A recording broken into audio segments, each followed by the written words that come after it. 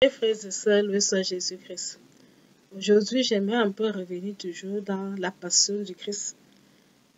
Pourquoi dit-on que Jésus est le roi des martyrs?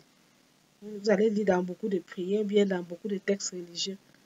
On dit toujours Jésus, le roi des martyrs. C'est vrai, dans l'histoire de l'Église, il y a toujours eu des rois. Il y a eu tellement de martyrs, surtout parmi les premiers chrétiens. Et même au début de l'Église, il y a eu beaucoup de personnes qui ont payé de leur vie pour avoir cru au Seigneur Jésus-Christ. Mais Jésus de tout ce monde, lui, c'est vraiment le sommet des sommets.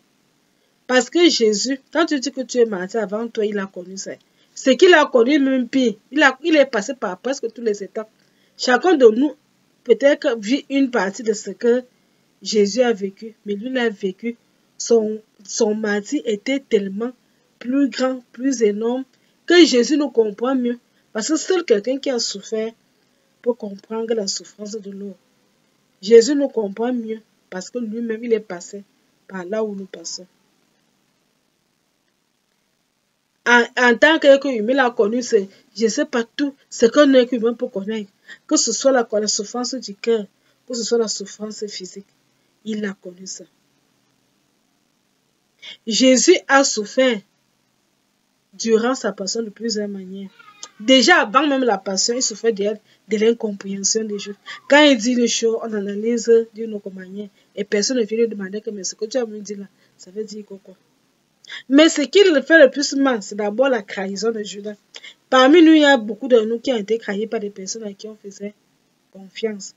Peut-être que tu as fait confiance à ton frère ou ta soeur ou bien un ami, ton meilleur ami, et il t'a trahi.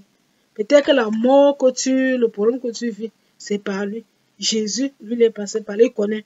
Il sait par expérience ce que c'est quelqu'un trahi. Parce que lui, il a connu la trahison. Par un de ses apôtres, Judas, qui a cheminé avec lui pendant 3 ans. Lui qui était le trésorier, Judas l'a trahi. Jésus sait par expérience ce que c'est que trahi. Jésus a été régné par celui qu'il avait désigné comme le chef de sa propre Pierre, qui jurait pourtant que moi, même si que moi avec toi, je vais préférer mourir. Mais il a régné au moment où Jésus avait plus besoin de lui. Dieu merci, il s'en est repenti. Jésus a souffert de l'abandon quand c'était la gloire, les gens étaient là. Mais quand l'heure de la souffrance est arrivée, tous l'ont abandonné. Il s'est retrouvé seul. Jésus sait par expérience ce que c'est qu'être seul contre tous. Peut-être que tu es dans une prison.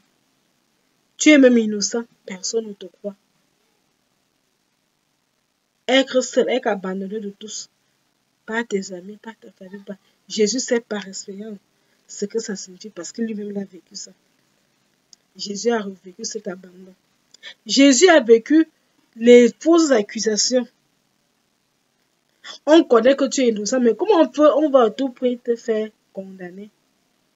On va à tout prix te faire condamner. On montre les mauvaises choses, les fausses accusations.